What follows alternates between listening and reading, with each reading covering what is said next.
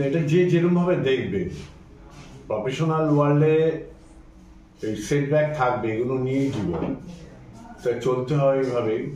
আমি আশা করব যে আমাদের বাকি খেলোয়াড় যারা আছে তারা রশিদের বাবাকে এই ম্যাচটা উৎসর্গ করবে, কারণ রশিদ খেলতে পারছে না, সে চলে যাচ্ছে, তার মনের ব্যথা নিয়ে।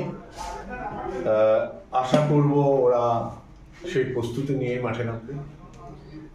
দেখা যায় প্রত্যেকবারই যে ডার্বির আগে আপনি একটু প্লেয়ারদের সঙ্গে আলাদাভাবে কথা বলার চেষ্টা করেন, মোটিভেট করার চেষ্টা করেন, যেহেতু এখানে বাঙালি ছাড়া অন্য দেশ থেকে প্লেয়াররা আসে, এখন সেরকমভাবে কেউ ইমোশনালি অ্যাটাচড হয় না, কি বললে?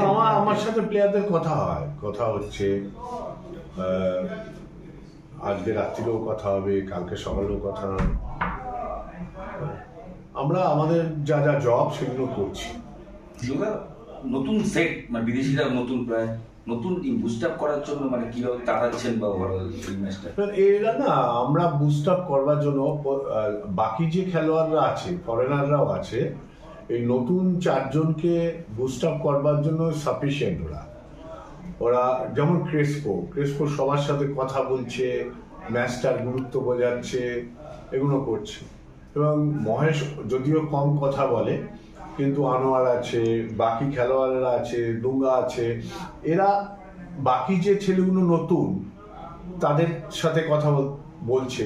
কিন্তু একটা জিনিস, সবচেয়ে বড় জিনিস আছে, যে দুটো উইং খেলছে আমাদের, সেই দুটো উইং জানে এই ম্যাচটার গুরুত্ব কি, ওদের নতুন করে বোঝা দেয়। একজন তো আমাদের প্রাক্তন খেলোয়াড় ছিল, তার হয়তো এজ ম্যাচুরিটি এতটা ছিল না, আর একজন তো দেশে এতদিন ধরে ফুটবল খেলছে, তার অজানা না এই ম্যাচটার গুরুত্ব কি, তাকে নতুন করে শেখাবার কিছু নেই।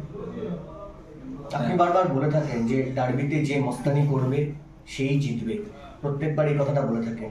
তো এখনো বলছি। আমি কয়েকদিন আগে তো আমাদেরই একজন প্রাক্তন খেলোয়াড় বলল, টিমটা ফ্যাক্টর না, সকালবেলাটা সবচেয়ে বড় ফ্যাক্টর। ওই সকালে উঠে টিমটা যাওয়ার আগে তার মানসিক প্রস্তুতিটা কোথায় হচ্ছে সেটা দেখার। হ্যাঁ, টিম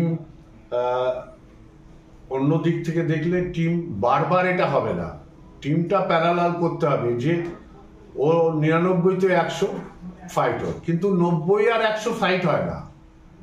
কিন্তু একটা ম্যাচ এরকম বেরোতে পারে, সেইটা পারমানেন্ট। কিন্তু টিমটা গত বছরও আমাদের ভালো ছিল, ইনজুরি কারণে আমরা পিছিয়ে গেছিলাম। এই বছরও আমি মনে করি আমাদের যে টিমটা তৈরি হয়েছে আর একটু ডেভেলপ করলে ভালো হবে, কিন্তু চেষ্টা করবো আরো একটু ডেভেলপ করতে। বাট এই মুহূর্তে যেটা আছে সাফিসিয়েন্ট একটা লড়াই করবার জন্য। রশিদের নাম দেখা যাক।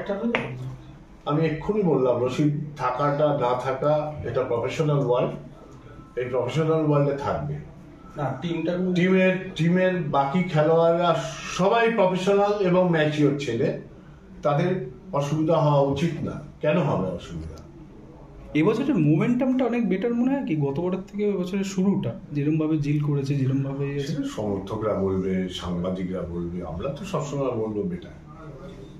টিকিট বন্টন নিয়ে কি এবারে আপনারা সন্তুষ্ট? কারণ অন্যান্যবার দেখা যায় কিছু কিছু ক্ষেত্রে এই বিতর্কিত কথা বলে কাজ করবি না, পজিটিভ কথা বল। অলওয়েজ নেগেটিভ কেন? সাংবাদিকের কাজ না খালি নেগেটিভ জিনিস তুলে নেওয়া, এটা দরকার হলে দেখাবি, আমি বলছি। আর বলবি তো 2 সেকেন্ড, এত প্রশ্ন করিস কেন? যেটা বলতে পারবি সেটা প্রশ্ন করবি। শেষ প্রশ্ন, সেটা হচ্ছে মোহনবাগানকে মেরে সেমিফাইনালে সম্ভব? সব সম্ভব এই ওয়ার্ল্ডে, অসম্ভব বলে কিছু নেই। তার চিন্তা শক্তি, প্র্যাকটিস সব মিলিয়ে করতে হয়। যে করতে পেরেছে সে জিতবে।